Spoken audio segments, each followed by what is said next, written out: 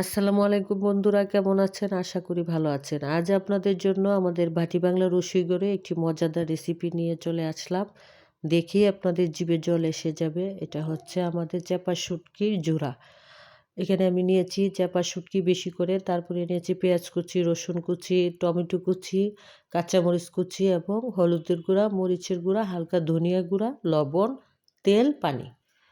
এখন আমি আপনাদেরকে দেখাবো আমি কিভাবে সেটা রেসিপিটা রেডি করব।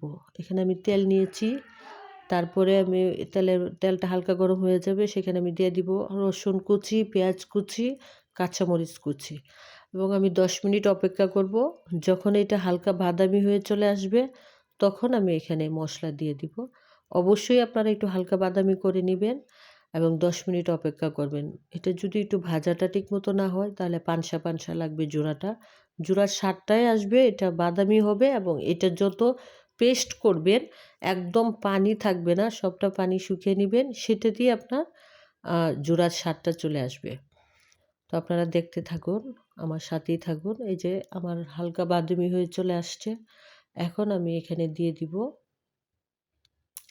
মশলা এবং মশলাটা আপনি অবশ্যই ঝালটা বেশি দিতে হবে।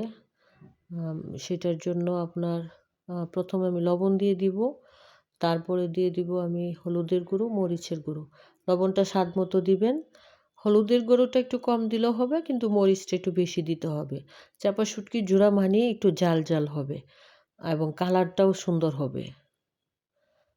চাপা শুটকির জোড়া, সেখানে ঝাল নেই, এটা কি হয়?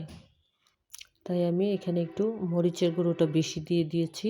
তারপরে দিব আমি এখানে হলুদের গুঁড়ো, তারপর দিব একটু সামান্য ধনিয়া গুঁড়ো,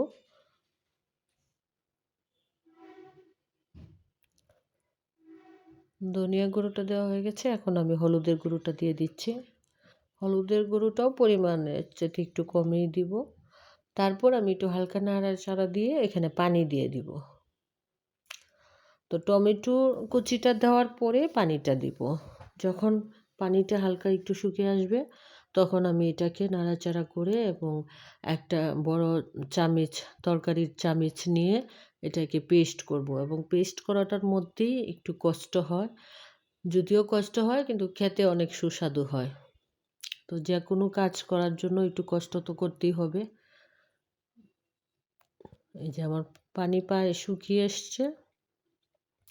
এখন এখানে আমি দিয়ে দিব একটা চা চামচ অথবা একটা বড় তরকারির চামচ নিয়ে এটাকে আমি পেস্ট করব। হ্যাঁ, এবং আমি এখানে দিয়ে দিব আমাদের চাপা শুটকি। চাপা শুটকি দেওয়ার পরে আমি এটাকে পেস্ট করে নিচ্ছি। অবশ্যই এটা গর্ত করা চামচ নেবেন, যাতে এটা পেস্টটা করতে গেলে সুন্দর করে পেঁয়াজ এবং রসুনের কুচিটা ভাঙা যায় এবং এটা যত পেস্ট হবে, যত শুকাবেন ততটাই দেখতে কালারটাও সুন্দর হবে এবং খেতেও দারুণ মজা হবে। আমার প্রায় হয়ে আসছে, আর 2-1 মিনিট পর আমি এটা নামিয়ে নিব। দেখেন একদমই পানি নেই। আমার চাপা শুটকির ঝোড়াটা কিন্তু কালারটাও মাশাআল্লাহ অনেক সুন্দর আসছে। আর এখন নামিয়ে নিব, নামিয়ে আপনাদেরকে দেখাবো আমার চাপা শুটকির ঝোড়া কেমন হয়েছে। এই যে দেখেন আমার সুস্বাদু চাপা শুটকির ঝোড়া।